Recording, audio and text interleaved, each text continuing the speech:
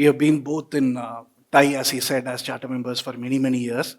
And he has been meticulously following me for the last, I think, several weeks for this talk. And what I really appreciate is the brief that he gave me. Generally about AI, I talk to a lot of enterprises and how they can do AI, the strategy and all that, which tends to be pretty technical. And the technical talks are easy, and especially to enterprise, it's very easy to talk because they are paying me. And to say that I'm talking stupid, it means they have made a mistake. So generally, they're very polite. But a non-technical audience and a non-enterprise audience is always very difficult. I don't give many talks to students and especially school students today because they are a generation, earlier at least the college students, millennials, they are a generation which is born digital. Internet is taken for granted for them, they've been with that. But today's school students are born AI. So that's a problem. Whatever, and the talk I told Chandu also, we were planning to do this talk about a month back. But the talk that I prepared last month, unfortunately, is not valid today. I have to do a new talk. The grok that he was talking me is something I added in my talk just yesterday. That's how fast this whole thing is changing. And to keep it relevant, and I'll tell you one thing, why you should be listening to this talk or generally about AI, it's affecting every form of our life, whether we like it or not. We'll see how it does as we move along. But the most important thing is it's not a choice anymore. All of us are using AI, or we have to use AI, or AI is being used for us. Decisions about us, whether it is an hospital or government or funding, roads, whatever you take, decisions are being made on our behalf with our data, with AI and machine learning, and it's very important we understand what's going on. And it's not a subject that is new. AI didn't come in the last few years or anything. We'll also see that as we move along. The bottom line is it affects all our life. So we need to have at least a very simple understanding, and that's what I'll try to do in the next 45 minutes, give you some examples and all that. So the brief Chandu told me is to keep it, I won't say simple, very broad based so that you can all appreciate it. I'll try to do justice to that. If there is one slide you really want to focus and then think about the match today, and it'll be this slide. It's by this lady on Twitter, she posted this. I really resonated with this particular tweet.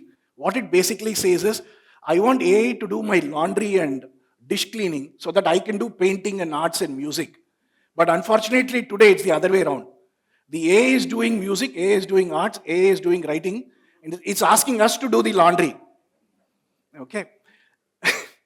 But that's where it is. And don't be afraid, this is just the starting point. I'm sure AI will get bored writing all the poetries and the music, and it'll start doing all the other work for us pretty soon. But this one slide encapsulates what I believe AI is, where it is going. And I don't believe AI is going to take over the world or rule. If AI is truly smart, I see no reason to take over and rule humans. Even the British tried, they couldn't rule us. And that's India. If it has to rule the entire 9 billion people, or even find a way to eradicate, it's going to be waste of its time and energy and all that. That's way, way far away. The point is, the next 75 years, if last century has been about literacy, I think in the last century only most of the world population could read and write. If that was what last century, this century is all about AI. So we need to have this AI skill. And for different people, AI is very different. Let's not go into weaponization, into weapons, Ukraine, and all that. I'd like to welcome Mr. T.K. Rangarajan, former Rajya Sabha MP. It's my honor that he is present here. Mr. TKR is also I'm very honored to say he's my well-wisher.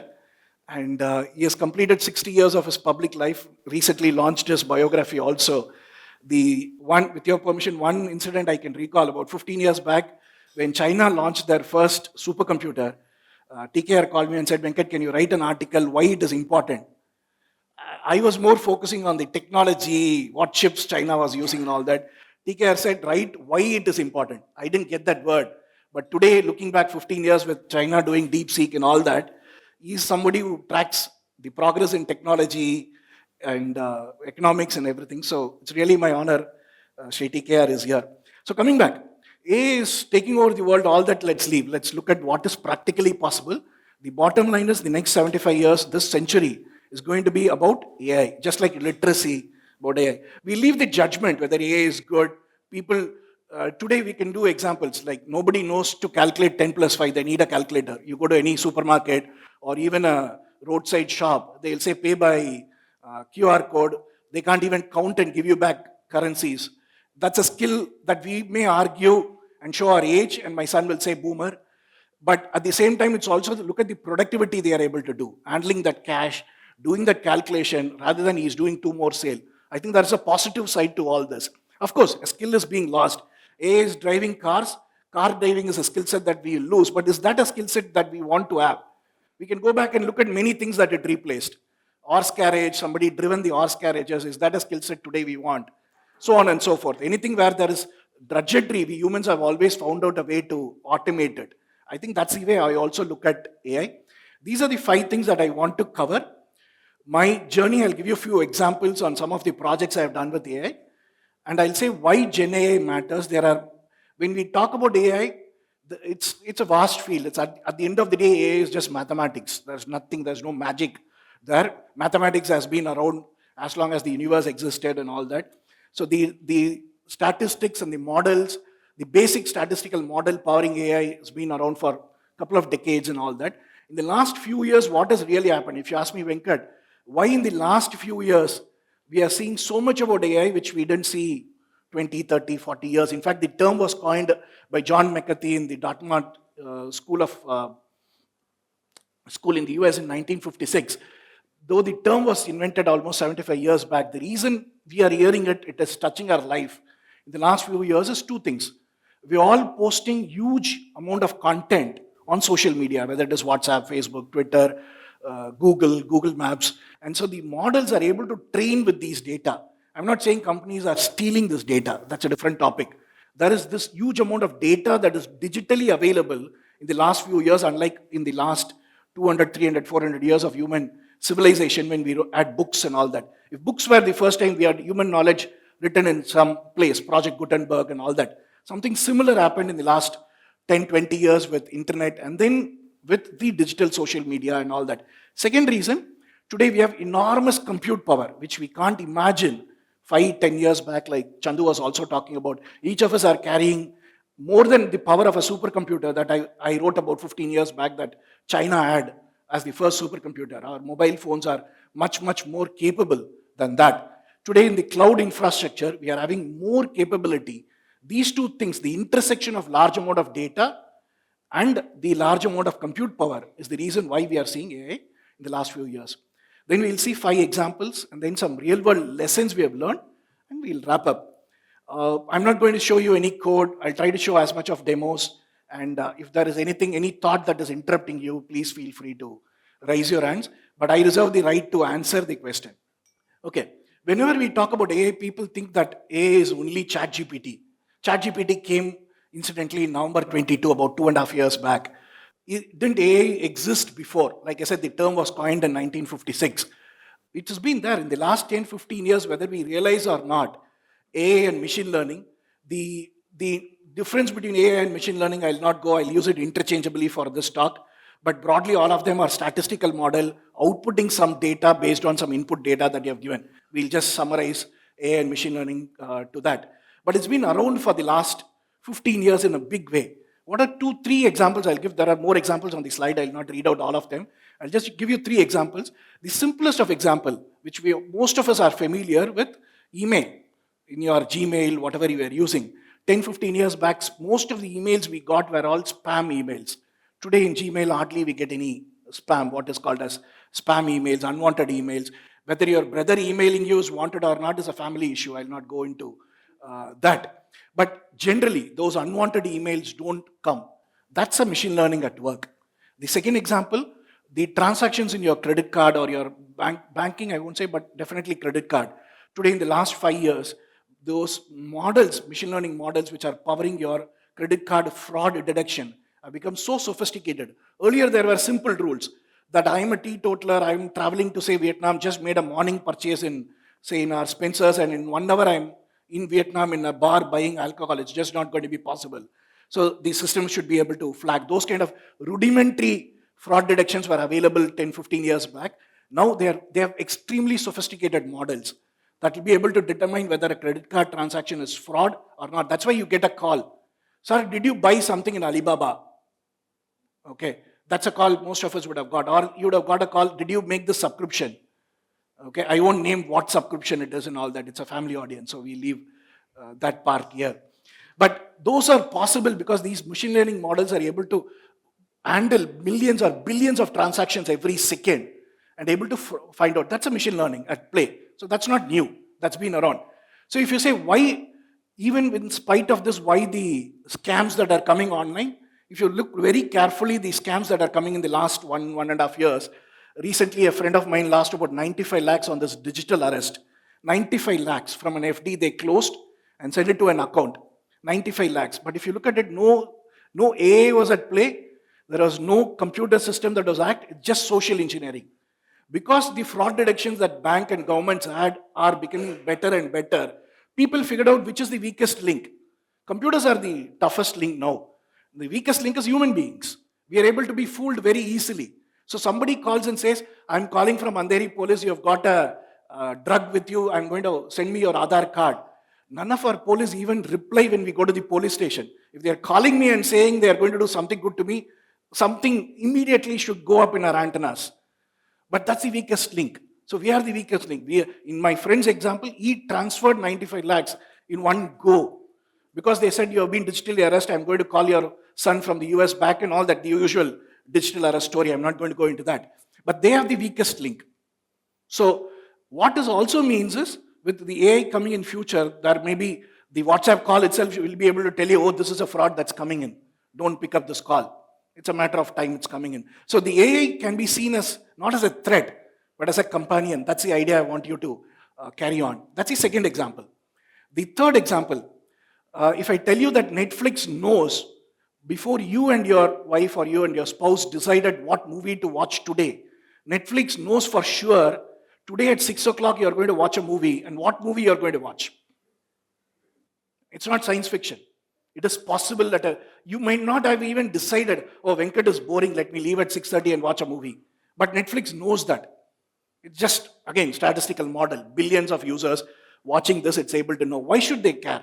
Why should they care what movie you want? They're not programming you. It's not a US conspiracy to make you watch this movie at this time or some other cynical view. Nothing like that. Very simple reason. Netflix has to download that movie that you're going to watch at 6:30, say 1 or 2 hours before, to the server that's closest to you, the Jio or the Airtel server that's near your house. It has to download and keep the movie. And that download takes time. That's why if you see, more than anything else, more than your email attachment, if you click on Netflix Play, it will instantly play. Because it has already downloaded and kept the movie even before you decided to watch a movie. And that's machine learning at play.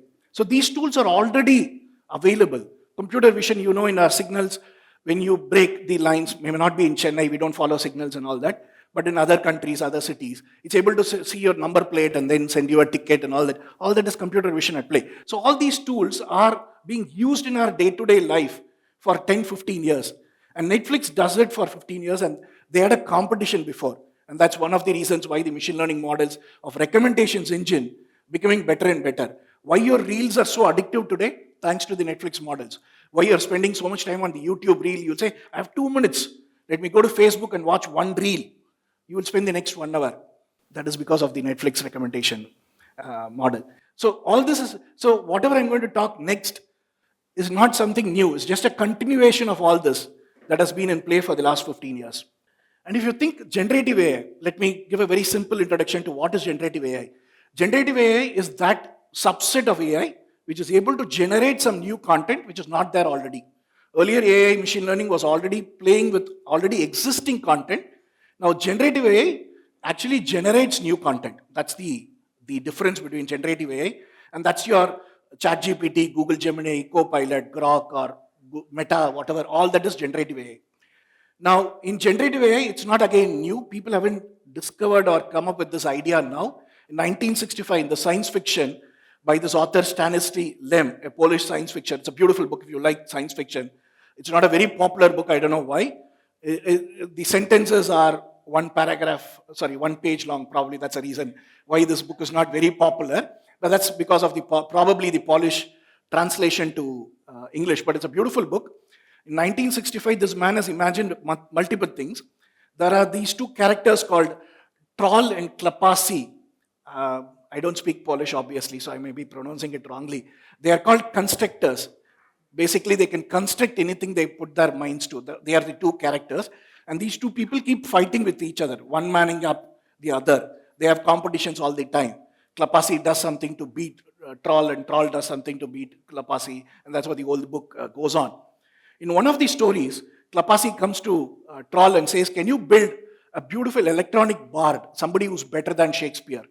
Can you build a machine which can write better poetry? We've all seen that today. It's nothing fascinating. In 1965, probably, yes, somebody to write a poetry, a machine would have been really fascinating. Today, no. We all use ChatGPT to write poetries. But Troll sets out to build this poetry, and it turned out to be bad. It's like the famous Junoon translation of Hindi to Tamil or Tamil to English, very badly done translation. So Klapasi says, you have lost. You can't build a beautiful poetry machine.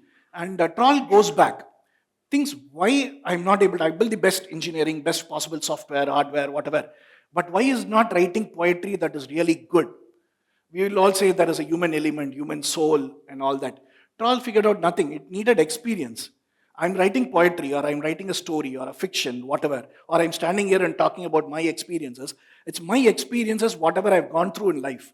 People that touched me, the people I loved, or the people who loved me, and my failures, my success, my growth, what I learned, all that.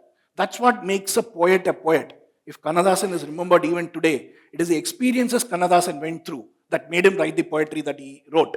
So Troll sets out to say, okay, let me learn all the experiences. How do you learn all the experiences? He creates a universe from Big Bang onto universe being destroyed. He kind of simulated an entire universe. And there he had the first amoeba, first bacteria, human beings. Obviously, when human beings comes, tribes, civilizations, war, death, so on and so forth. He went into the future when humans destroyed the whole world. Till then, the whole machine learned this entire, or rather experienced this whole universe. And then it started writing poetry. And those were fantastic poems. And people who came and asked it to write a poem for their loved ones, or their dead ones, or their father, mother, friend, whatever, those poetries were so good that they felt, oh, I found out the true meaning of life. And they all became like, they left the life and became saints or whatever. They lost the poetry was so good that they lost the interest to live. So the king said, oh, this is bad. And he took it to the palace. Then it turned out the palace had a coup because nobody wanted to fight, nobody wanted to live and all that. Finally, the king, long story, let me cut it. The king finally said, send this machine out. It's destroying the whole civilization that we have here.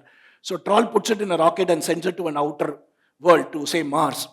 And then after a couple of months, the message from Mars comes, the whole planet is destroyed because another planet came and destroyed this, because the Mars people felt like there's no point in living and fighting. So philosophy, let's leave that. But the point I want to make is the generative AI as a concept is not something new people are imagining. This is actual text that I took it from the book. If you read it carefully, it looks like a ChatGPT prompt. And this is in 1965. That's why I spent about 4 or 5 minutes on this particular example, that people have been imagining creating content, generating content way back about 60 years back. Now let's switch back. This is the first, my experience with machine learning in the true sense of word about 9-10 years back. I built this application called Simplogic. It's a patent pending application in the US. What it does is very simple. I wanted to come with the idea, it's a solution for the information overload that all of us have today, like the Reels example I was talking about. Can we write an application which just gives you one story to read at this point in time? That's about it, nothing else. Can we predict the story, like the Netflix example I was talking about? Can I predict the story that you're likely to read today, now, more than anything else? That's what we set out to build. But of course, 9 years back, these technology were not so advanced as they are today. And what you see on the left-hand side is one story that the system picks up based on various signals, and it gives you one story. That's all. You can just scroll and read. You can't share. You can't go to the next story. Nothing.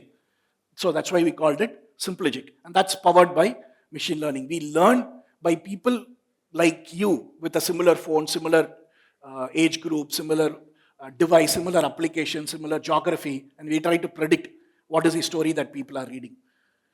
The second one, the fintech example Chandu was mentioning, is this called Doku 3C. What we wanted to do is all of us, if we are in the financial sector, the KYC document, the statements that we get, we have enormous amount of documents, and banks keep lots and lots of documents. What we wanted to do is, can we build a profile of the customer from your documents? That's why we call it Doku 3C. The 3 C's means we are able to classify documents, we are able to say whether you are compliant with the compliance rules, and can we comprehend those documents? That's what we set out to do in this company.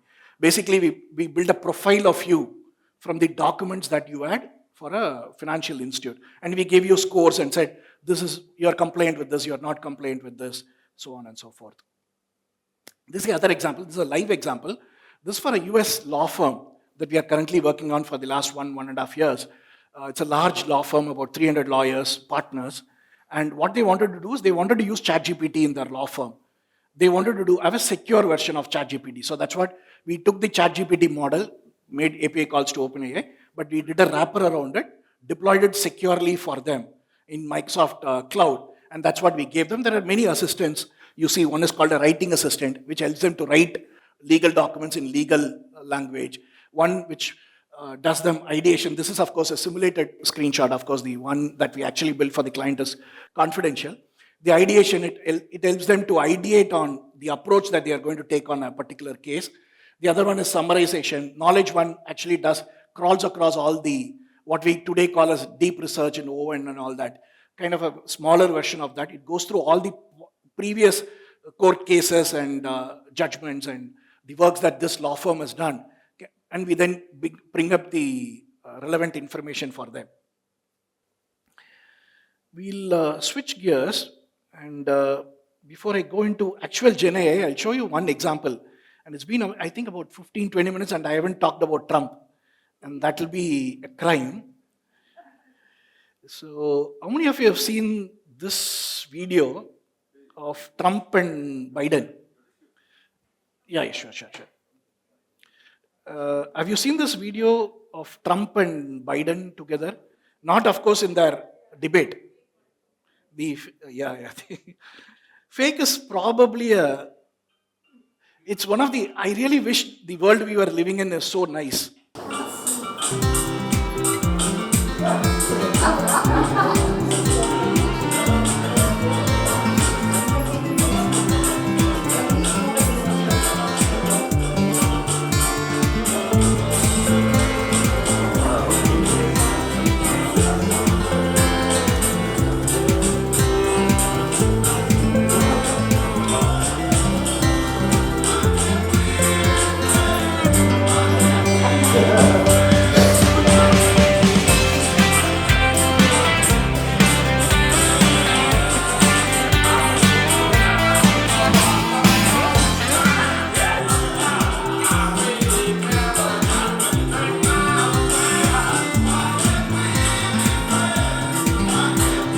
I wish they keep going on, but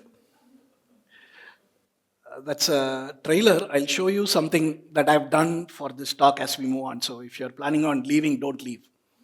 So that's my intersection for an advertisement for the rest of the talk. So switching gears on generative AI, we saw generative AI, we saw various AIs. This is real, and this is the only slide I have numbers, so don't worry. If you really want to go and convince your bosses or your leaders that you want to do generative AI, this is the only slide you should take a photograph, because this only has numbers. Two or three numbers I'll highlight. Today, this is based on a McKinsey study. 50% of companies are already using generative AI, ChatGPT, Copilot, whatever, and this number is only growing.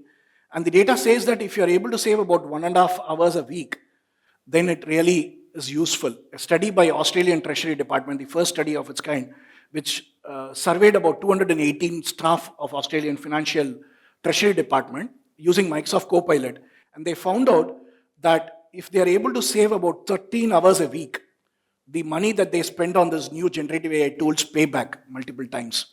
Because that is the saving. About 2 hours a week is what you save if you're using these tools. And does it mean AI will write itself? No. AI is going to save that time, which will allow you to write more documents.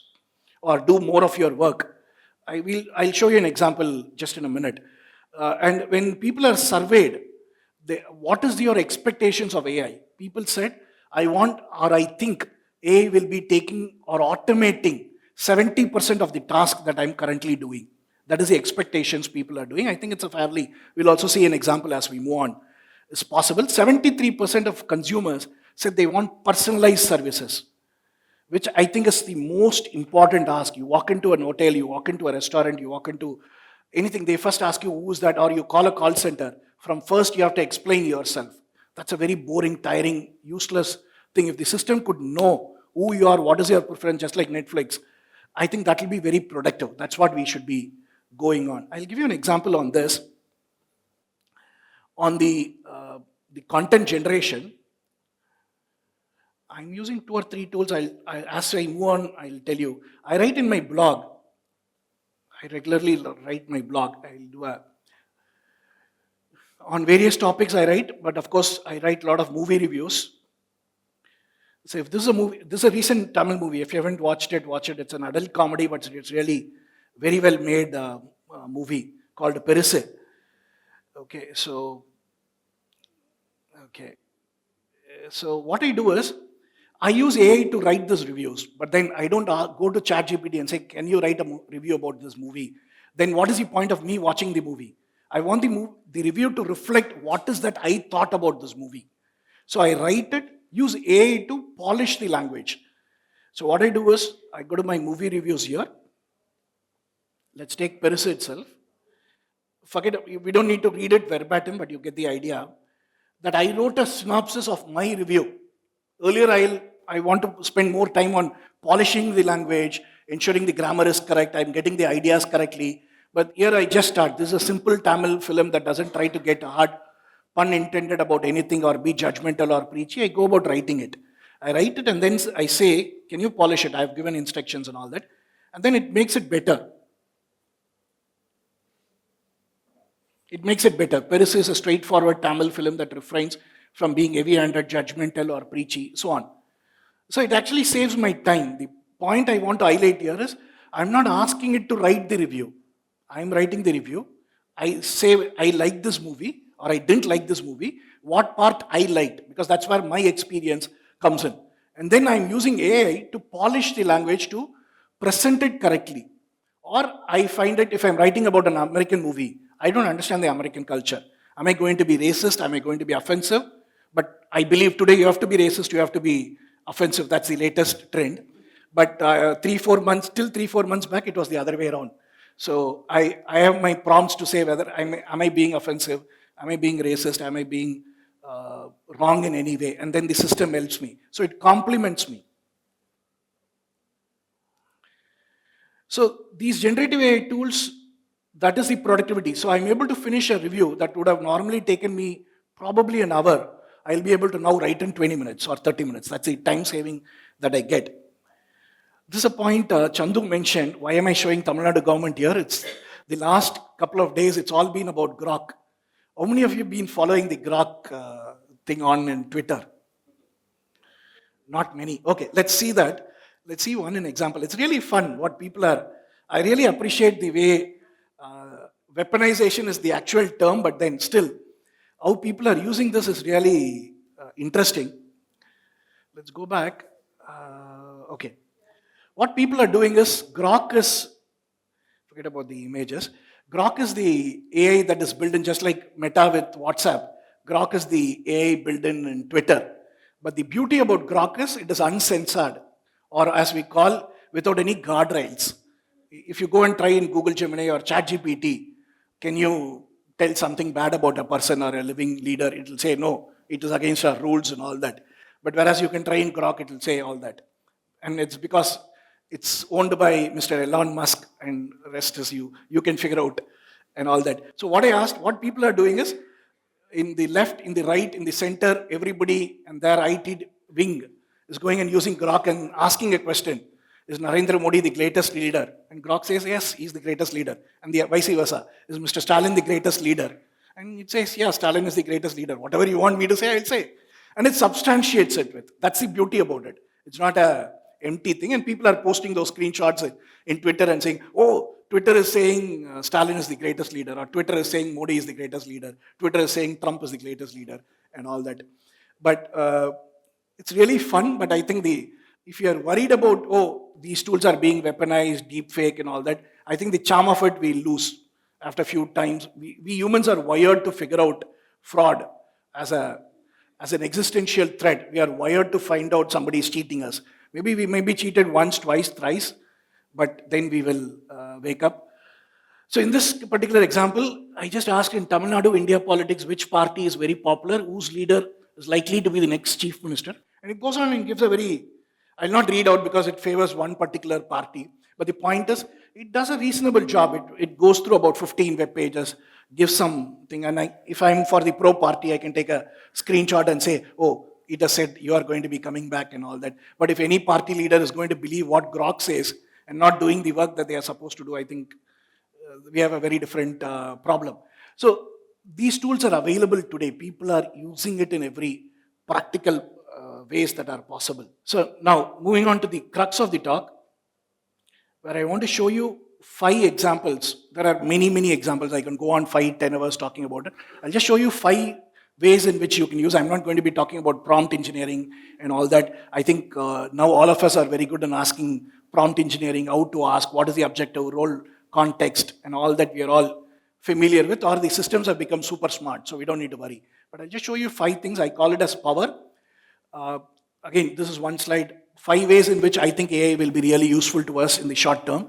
One is it's a great partner to us, like all the examples we have seen. I'll show you one more example as we move on. It can be a great tutor to us to teach us subjects that we are new or very difficult to learn. One of my very favorite examples is to say, pick up any topic, name one really hard topic that you really want to learn, but it's very difficult. Any guesses? Sorry? Chemistry, okay.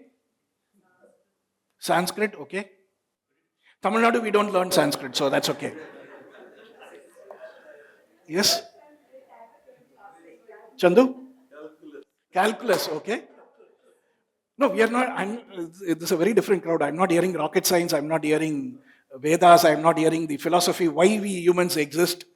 I think that's the most existential question. But whatever it is, let's take rocket science, for example. ISRO makes it very easy, but rocket science is still very complex.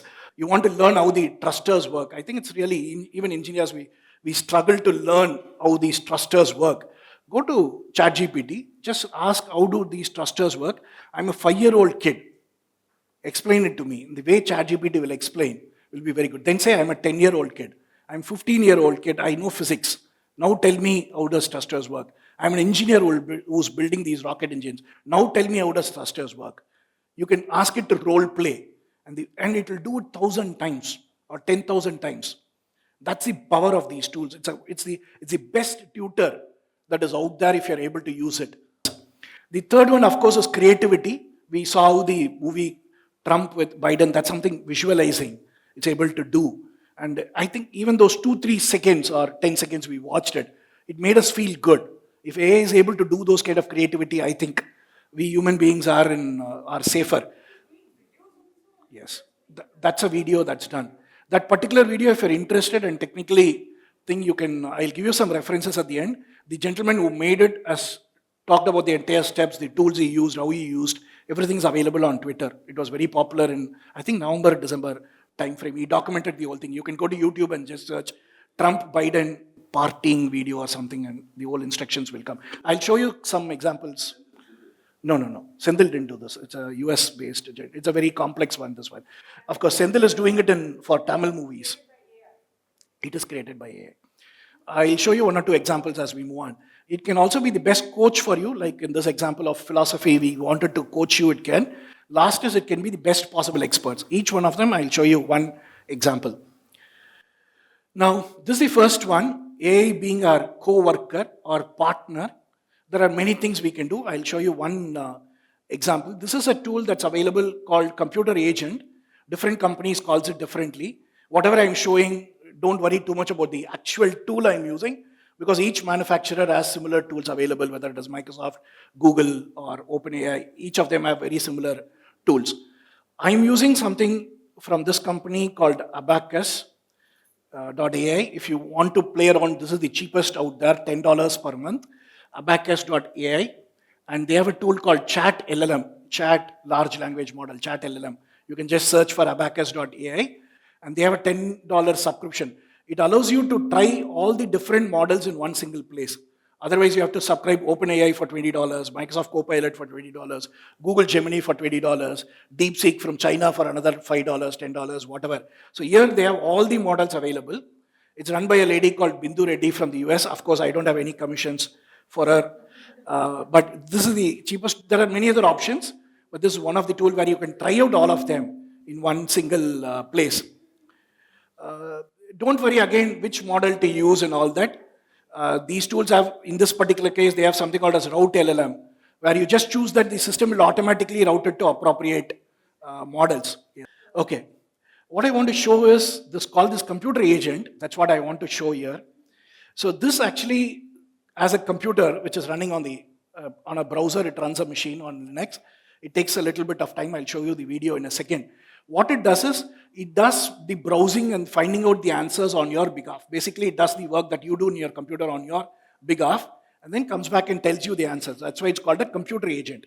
This is going to take time. What I'm going to do is, I already have recorded. I'll show you a video. You get the idea. It took me 7 minutes to actually do, and what is that I wanted to do? I'll also show you that. This is if you look at the query, I'll read out the query. I just said, I want to go to 2 cities, country capitals, which don't require visa for India.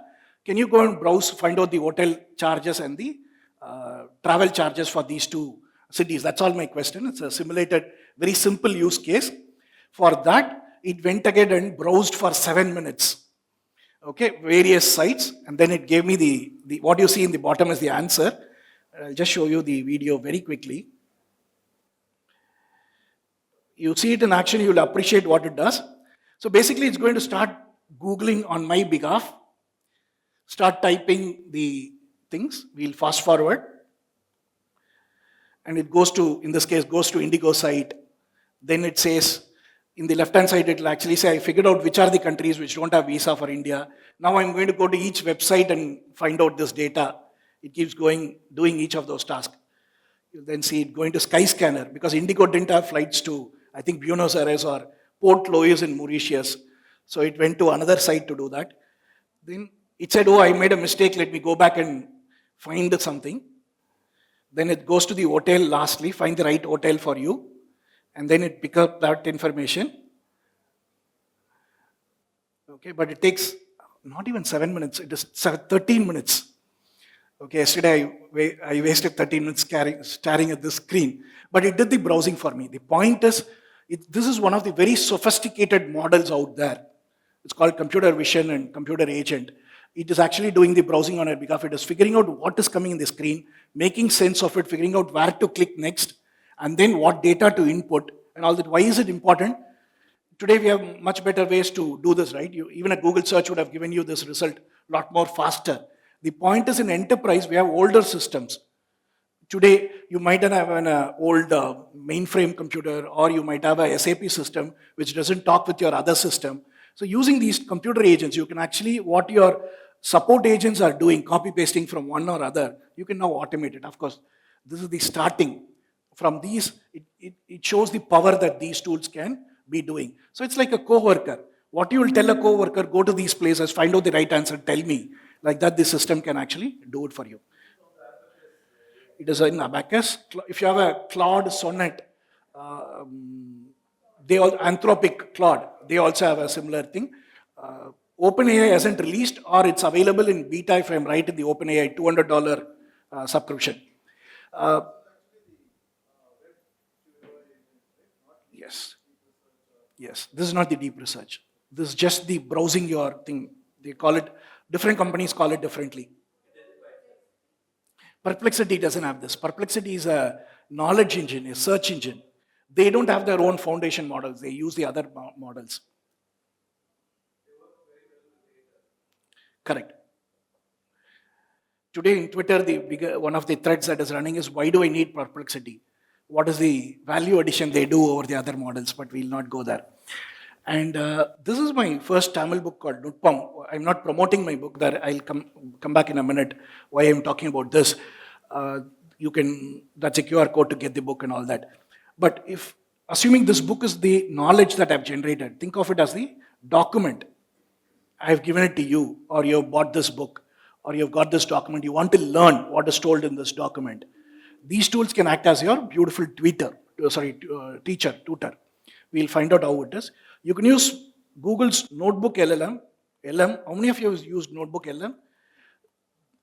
Okay, this is what people would have shown you as podcasting, two people talking and all that.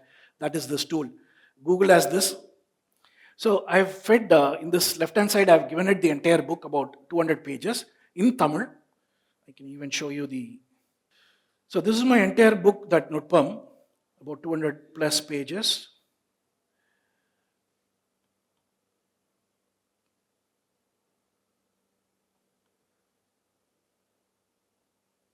Yeah. So this is the entire book.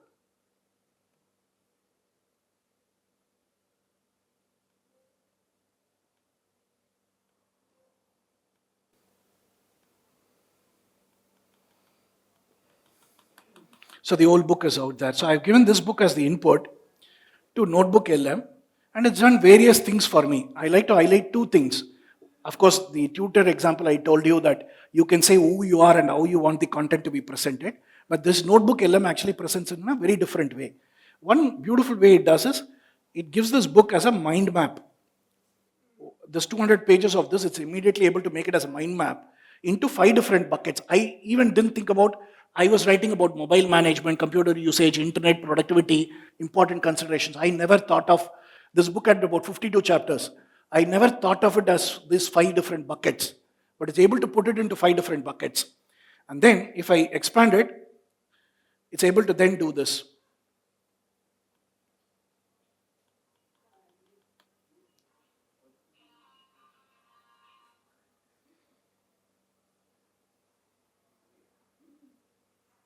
It's able to say old phone disposal. I wrote articles, what do you do before you dispose your old phone, buy a new phone, and all that. It's able to generate that mind map for me. It's able to generate this mind map beautifully for me. What it makes is this, it makes this 200-page book approachable for you. I'm taking a simple example. Of course, this can be a document that you've got, which is 1,000 pages, a research paper. It makes it super easy for you to learn it, yes? Kind of, it's a mind map. That's it. Correct. Today, ChatGPT also can do it for you. You give it this book, but there is limitations on the volume ChatGPT can handle. But you can ask it to summarize, give it a bullet points, etc. This is called Notebook LM from Google. Yes. It also does, the beautiful thing it also does is, apart from the mind map, it's able to do this audio book. Not even book, audio podcast. That's what it was very popular about. Can I have the mic? Welcome to the deep dive, where we take a document and really get into the nitty gritty, the stuff you really need to know. It's a deep dive, like the name says. Exactly. And today's deep dive is a document called nutpam.pdf,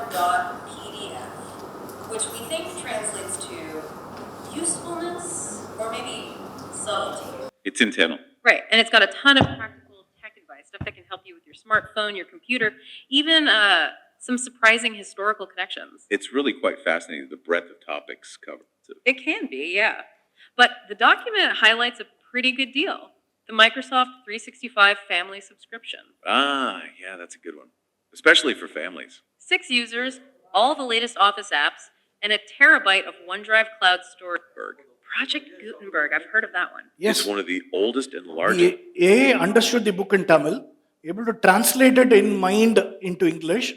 Then, as if 2 people are reviewing this book in English, talking to each other, it is doing it.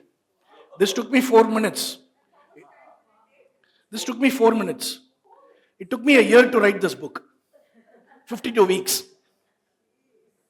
Digital libraries, over 50,000 free ebooks.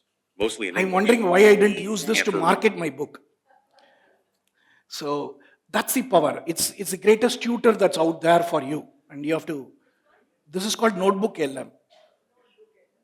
Again, don't worry too much. It's these things are coming in every AI tool.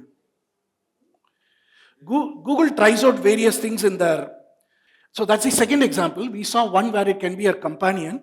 We saw how it can be a tutor. It can do a mind map. It can do this audio. It also does various other things. It can summarize for me. It can do an FAQ for me and all that. And this is the latest movie here by Tom Hanks. And why am I showing this movie? How many of you have seen Vijay's recent GOAT? Yes, de-aging technique. That's again an AI thing. Tom Hanks has shown us de-aging The technique. movie called GOAT, he's talking about the de-aging technique that is being used. Yes. So let's not go into fiction. We'll see something which you will be able to appreciate more. GOAT, the Vijay's latest movie. Okay. Let's do this. There is this tool called Kling. The question on whether AI does video. There's this tool called Kling from a Chinese company. And you give it a photograph of your old static photograph and it can animate for you. It can do whatever you want in this particular photo. I'll show you the output. I'm not going to be running the demo. You can actually go here and say, this is an example. You can actually give your photograph and then, give your photograph and then give it instructions. I'll show you an example. Since we are standing in front of Sir Thomas Munro, I thought I'll do something with him.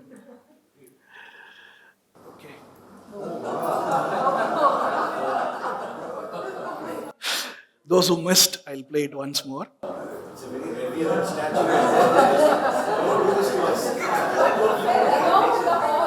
Okay, I took note of it. Let me make him do something else.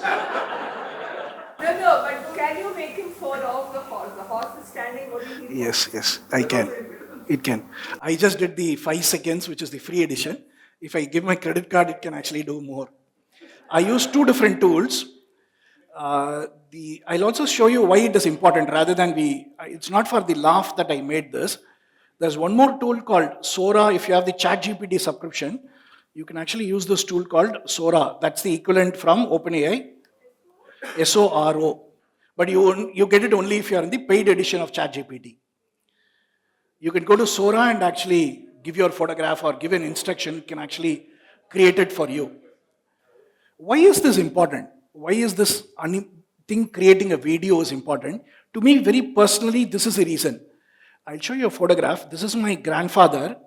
I only have few photographs of him. He founded LIFCO in 1929, so almost 100 years back. And when I was 5 years, he died. I haven't seen him, or I don't remember seeing him. There are only few photographs, 2 or 3 of him. Every time he's sitting and posing for a photograph, as it normally was in those days. This is a photograph of him standing with a leather bag on his hand, and I want to really feel this man.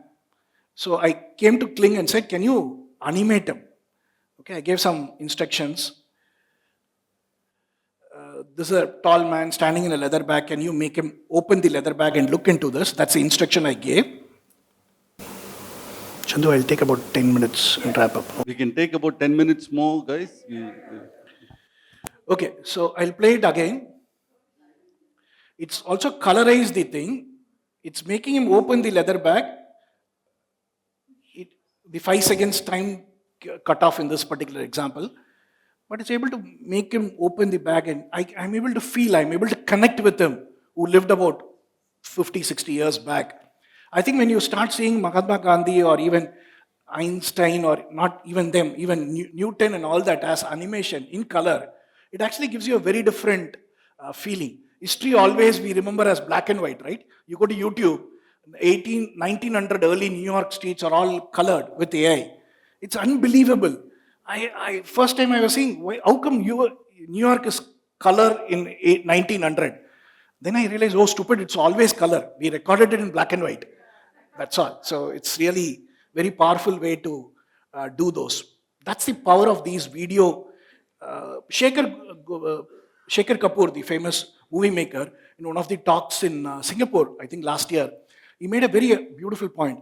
People are asking him, "AI is making this movie, is it going to make filmmakers and actors irrelevant and all that?" He said, "No, I see it differently.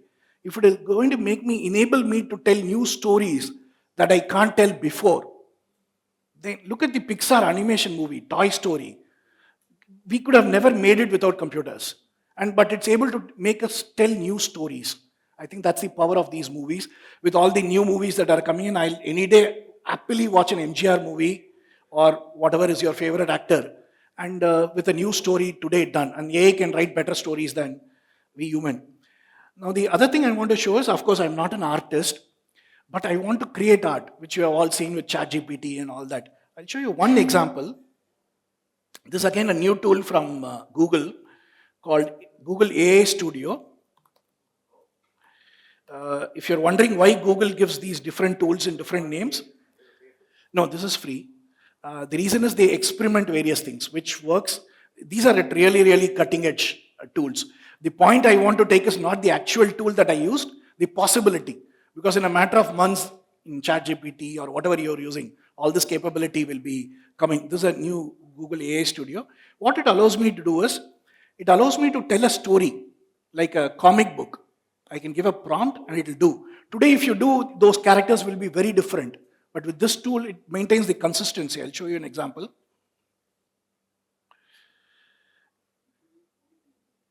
Okay, see this? This is actually a true life incident of me. My son is now 21. When he was 7 years, we took him to Udaipur, one of the Kumbarg fort, I think, if I'm pronouncing it correctly. And we took a guide, some local young fellow. He came all the way through the fort, all the floors, till the summit we went. And I turned in to pay him some 100 rupees. And then turned, my son was gone. He was not there, 7-year boy. Me and wife, we didn't know where he is. And we turned this side, the guide is also not there. So immediately we both thought, okay, the guide has kidnapped our son. He's been talking to him for the last 1 hour. He called him, he would have gone. And we were panically searching in every floor of Kumbarg Fort.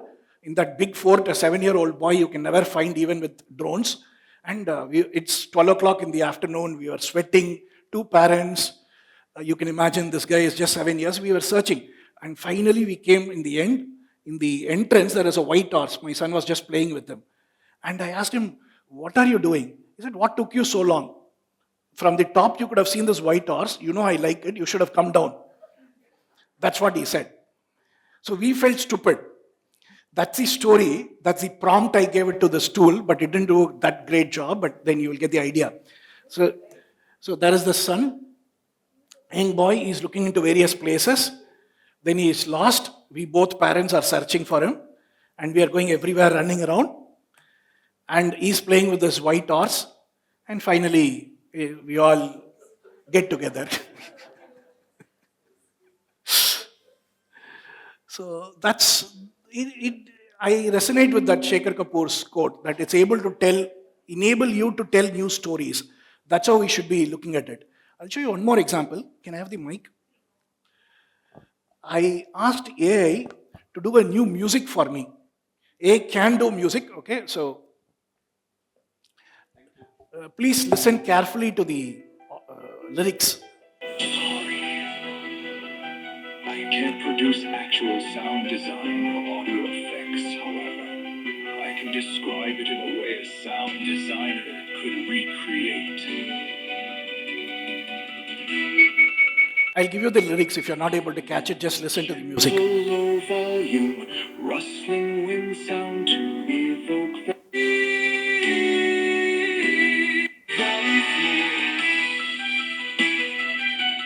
Okay, it's actually doing a music, which is good, but you didn't catch the lyrics, I could say. I'll show you the lyrics that it actually made. This I used ChatGPT to do this, of course. This is the actual lyrics that it actually spoke. It said, "Sorry, I can't actually produce sound design or effects. However, I'll describe it so that you can give it to a sound engineer who can make the music." And then it's describing the music as if it's a song. Okay, first when it played, I thought, oh, it's given me a beautiful music. No. It doesn't. So the point I want to highlight is these tools can be creative, but you need to validate them. If you're posting this in somewhere without really listening, then you'll be in big trouble. These tools can do video, can do images, can do audio, can do music, but they can also fail. So we need to really remember that. So that's my experience as being a creative artist. We'll go on to the fourth and then fourth and the fifth. Okay, these are other scenarios where these tools can be your best coach. What do I mean by that? You can give a scenario and then tell me to coach. I'll show you that because this could be important.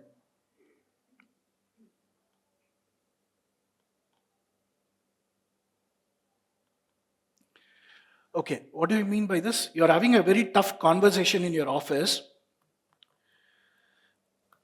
How do you prepare yourself? You want to tell somebody, a member who's coming in late to meetings, you want to tell them why what they are doing is wrong. You want the system to coach you.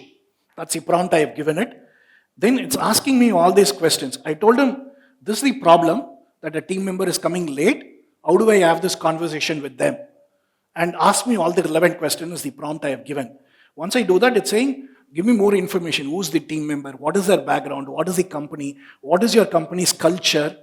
It's asking me all these questions. Once I answer that, then it's giving me a very constructive thing. A team member, thanks for taking the time to speak today. Before we dive in, I want you to know we really appreciate your creativity, etc. Then it gives the old response. The best part is I asked it, give me a frequently asked questions that what he or she would tell me as counter so that I can take it, which is the difficult part. We all will mentally prepare. Today I've prepared whatever I want to speak, but I don't know what you are going to ask me.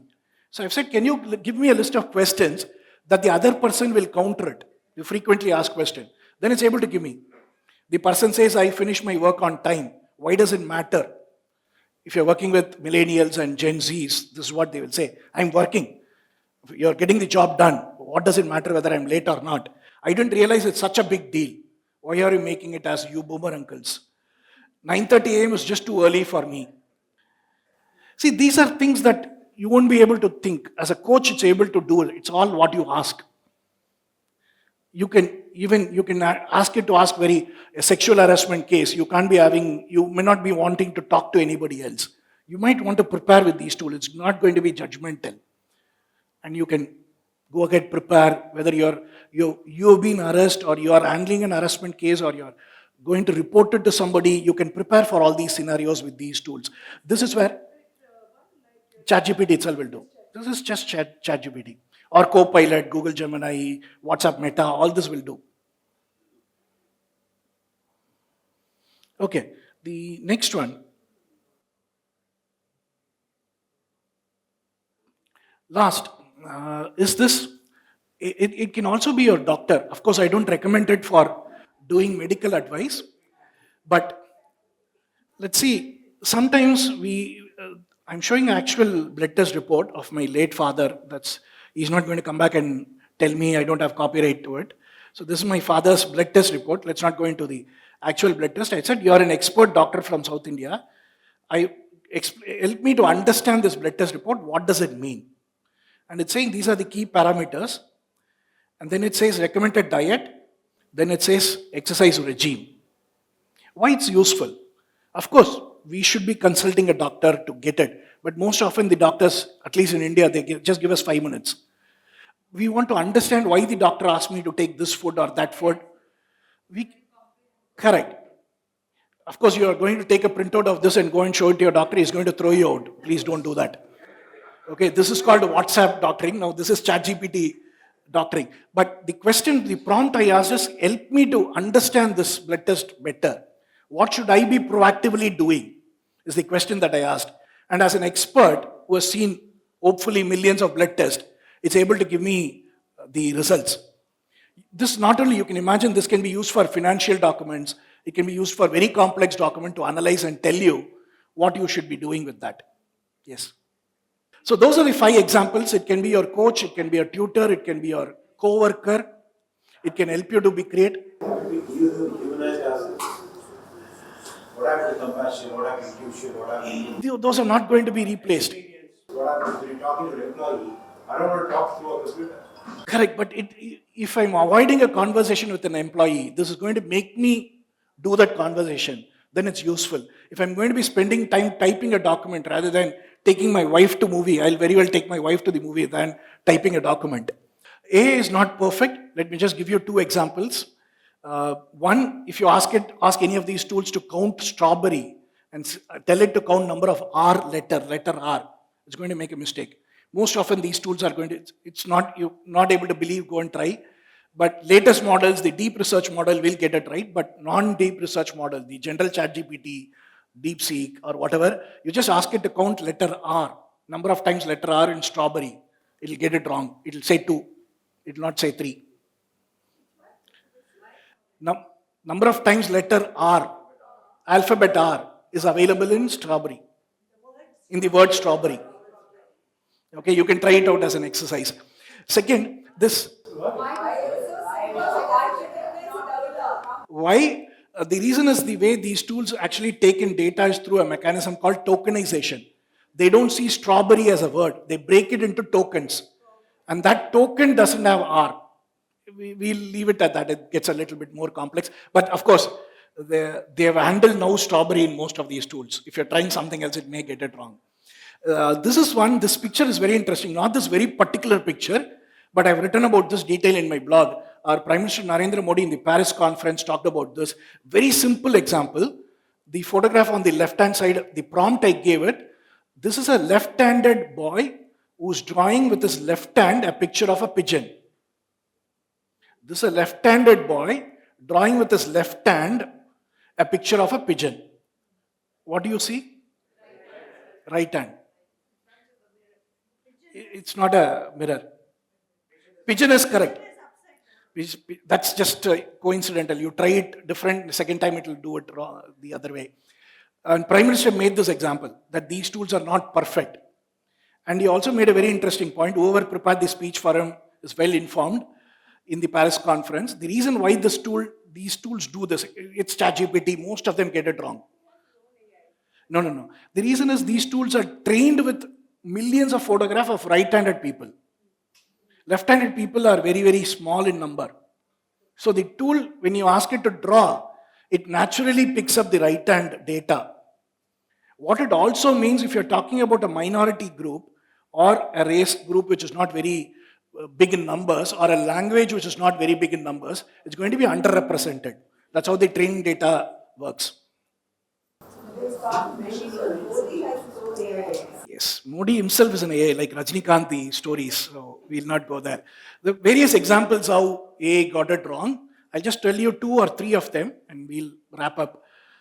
The first one is a very beautiful example I really like. This is by a company called Zillow in the US, who actually put together an AI system and said, we will tell the price. You input your house pin code, zip code, whatever, we'll tell you a price. And the people went ahead with it. Whoever designed the senior management thought it's a good idea to give agency to AI. So whatever price the AI said, they paid. Okay, and it so turned out they made $500 million worth of house purchases which are worthless. Okay, so don't give agency or don't give $500 million to AI. The second thing, this Swedish company, it's a fintech company. They had a chatbot and handled 2.3 million queries from their customers. So everything is working great. Till somebody in the internet figured out that the chatbot can be used to program Python code.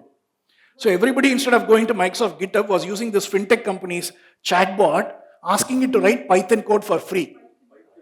Python language, programming language, code. So instead of becoming a fintech company, their chatbot was actually making it as programmers and writing code. And the company lost a couple of millions of dollars paying OpenAI and Google and all that. Third example is New York Federal Court. The judge was really furious when a lawyer made a representation of past cases which didn't even exist. And you'd have heard the term called hallucination. AI is hallucinating. That's a term we want to say, computer engineers, to make us feel good. Now the actual term we use is called confabulation. If you can Google and find out what is confabulation, but what it actually means is it is lying without the intention of being lying, to lie. So the AI has no intention, gentlemen. ladies and gentlemen, but it lies. Confabulation. Okay, and this example is really good. Chevrolet, the Chevrolet chatbot, somebody got it to agree, was having a conversation with the chatbot for hours and convinced the chatbot that the current Chevrolet car that they have is $1. And the chatbot was programmed to be very friendly to the users, be very accommodative. So the makers would have thought somebody will ask for an exchange, a refund, a different car change, some accessories. What can go wrong? But here somebody convinced them to sell it at $1, and the judge said in the US, you have to sell because it's your chatbot. And this one is interesting also. New York City Food Safety did a chatbot, and they said you can go and ask the municipality what is the rules you should follow. Somebody asked it, I found a rat or a mouse, rodent in the street. Is it good for me to cook and serve in my restaurant? It said yes. And rats are very good from a protein perspective.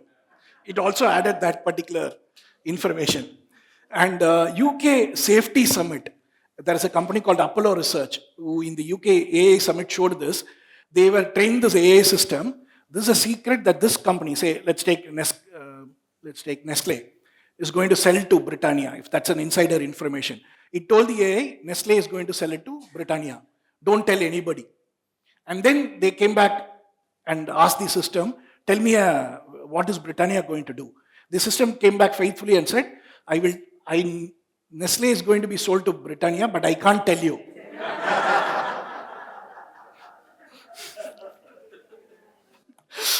So those are possible things. If you're wondering why we don't have India anywhere in these examples, one, either we are not using AI in cutting edge anywhere, or we are not disclosing any of these mistakes. I leave it to your judgment on what it is. Last slide. 6 call to action. All this is fine. We went around the complete AI map. If you want to roll it to your organization, how do you roll out AI? These are the 6 steps I will recommend you doing it. Number 1, give access to these tools. Don't worry too much. Especially you have a millennial, younger employee crowd. Please give them access to these tools. Even if you don't do, they will use it on their phones. So it's better they use it a corporate license. There is various reasons why a corporate license is better than a personal license. Please give them access to these tools. Don't worry that $10, $20 is going to make a lot of difference. Please give them these tools. That's number 1. Number 2, conduct hands-on training. And there are people like me, or much better people who can speak on AI and train your people. So get one of us. We also have to make our living. So train your people on these tools. There is phenomenal information out there on the internet also. Train your people on these. Third, do experimentation. Learn how you can use these tools. Don't go get, okay, I've got an hammer, let me look for a nail. Look at the problem that your company has and then see, can AI solve it? Don't say, oh, AI has these features. Which problem in my company can I go and solve? That's not the right way to look at it. Look at your set of problems, then look at which AI tool can, or AI feature can solve it for you. Run targeted proof of concept to a few set of people, like the Australian Treasury examples. Then roll it to your core business. Please don't do this digital separate solutions. I really hate it. Anything you are doing should be to your core business. If you're a 5-star hotel, you want to do a chat corner in front of your thing, that's not your core business. Please do it in your regular buffet. Include it in your regular company's offering. Only then you will get the feedback. Only then you will stay ahead of your competition. Lastly, monitor, fine-tune, and repeat the circle. Most important, please give these tools to your people. This is a beautiful quote. You can think the real value, Mr. Nandan Nilekani encapsulated this very beautifully. Real value comes from how you apply AI to make a difference to people. I think whatever we discussed really gets in this particular quote. You might want to take a picture of this slide. This has 2 QR codes. One, as my other AI talks, I've gone into detail many of these. I've got talks only on ChatGPT, only Copilot. I've gone into much more details. The left-hand one is all the hundreds of YouTube videos on the subjects that I've bookmarked. If you want to learn on these subjects, that might be a good reference for you. Okay, so this is my last slide. So that's my contact details. Then thank you so much for being a very patient audience. I think I took about 5 minutes more than 7 o'clock that I was told to. So thank you so much.